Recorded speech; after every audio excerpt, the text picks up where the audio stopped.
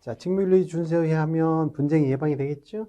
6대 판매 원칙 뭐가 있었죠? 뭐 적합성, 적정성, 설명, 불공정 영업행위 당연히 해서는 안 되겠죠. 부당 권유 금지, 그 다음에 부당한 광고 금지. 자, 이게 6개의 판매 원칙입니다.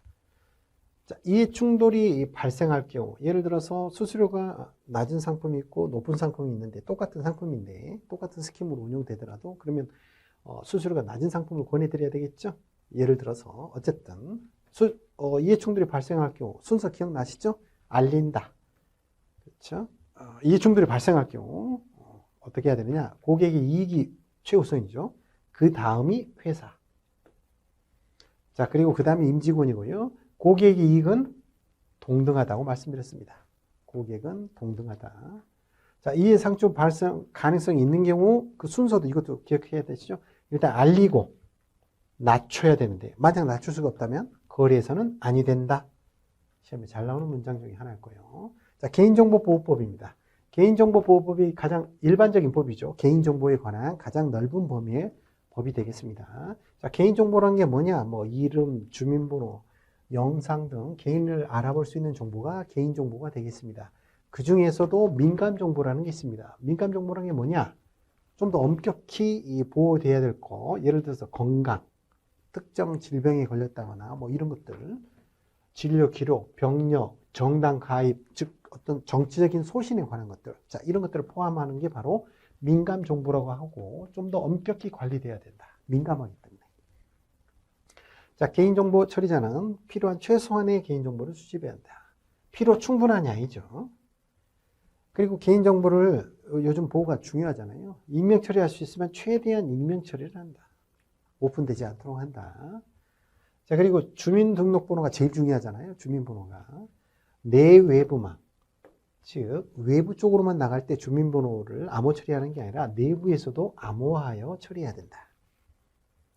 자, 개인정보 유출에 대해서 처벌이 강화되고 있죠. 징벌적 손해배상 제도가 도입이 되고 있다. 즉, 내가 뭐 어떤 피해를, 개인정보가 유출돼서 대량으로 뭐 해킹에 의해서 유출되거나 이런 상황이 발생했을 때 내가 구체적으로 어떤 피해가 발생했는지 증명하지 못하더라도 배상받거나 막 이렇게 강화되고 있는 거죠. 자, 준법감시제도 보시면요. 성관주의 의무, 재반법규 준수 의무에 대한 사전적, 사후적 다 포함해서 통제 감독이 이루어지는 것이다. 준법감시제도는 일상적 이런 표현을 더 올리죠. 상시적 이렇게. 자, 상시적인 내부 통제 시스템을 통한 사전적인 예방 장치죠. 모든 금융 투자업자는 내부 통제 기준을 갖고 있어야 됩니다. 맞는 말이고요. 위반에 대한 벌칙이 있죠. 벌금, 형법상 제재를 말합니다. 예를 들어서 등록하지 않은 상품이다. 벌금. 과징금은 행정법상, 행정법. 예를 들어서 설명 제대로 안 했거나 이럴 때 과징금이 되고요. 법인 및 해당 판매 직원이 설명을 제대로 안 해가지고 행정법사 제재를 받을 때는 양벌 규정 적용, 즉 개인뿐만 아니라 그 개인이 소속된 회사도 함께 처벌하는 경우도 있고요. 과태료는 행정법상 제재인데 금액 상한이 있습니다. 과태료.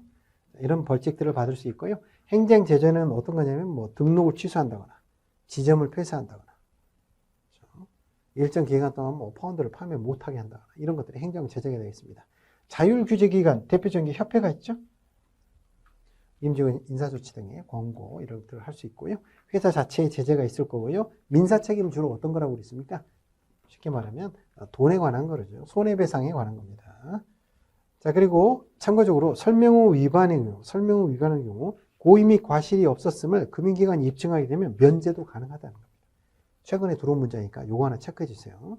설명후 위반의 경우 고의 및 과실이 없음을 금융기관이 입증하게 되면 면제 가능하다. 입증하면 되는 거죠. 자, 분쟁 조정의 효력은 두 가지가 있는데 금융감독원은 아무래도 타협적 규제죠. 그러다 보니까 재판을 한 것과 같은 효과, 재판상 화해, 거래소라든가 협회라든가 이런 거는 민간 기구죠. 여기에 분쟁조정위원회는 민법상 화해입니다. 즉 어느 일방이 합의가 이루어졌는데 지키지 않을 경우 강제를 하기가 쉽진 않아요. 별도의 절차가 또 필요한 게 민법상 화해입니다. 아무래도 더 강한 게 뭐다? 재판상 화해가 되겠습니다. 금감원의 분쟁조정위원회가 재판상화에, 거래소나 협회는 민법상화에 꼭 기억을 해주시고요. 자, 분쟁조정제도는요. 분쟁조정이 예를 들어서 금융감독원에 분쟁조정이 들어오게 되면 30일 내 먼저 합의하라고 합니다. 합의가 안 되면 30일 내에 지체 없이 조정위원회에 회부합니다. 이때 분쟁조정위원회에서는 각 전문가 이런 분들이 모여서 하는데 양 당사자는 빼고 합니다. 양 당사자 빼고 각계의 전문가라든가 이런 분들을 모시고 조정을 하게 되고요. 조정위원은 60일 이내에 조정안을 작성하게 됩니다. 그래서 조정안을 양쪽에서 받아들이게 되면 어떻게 되죠? 재판상 화해 효력이 있는 거예요. 받아들이지 않으면 어때요? 이제 필요하면 소송으로 가야 되죠.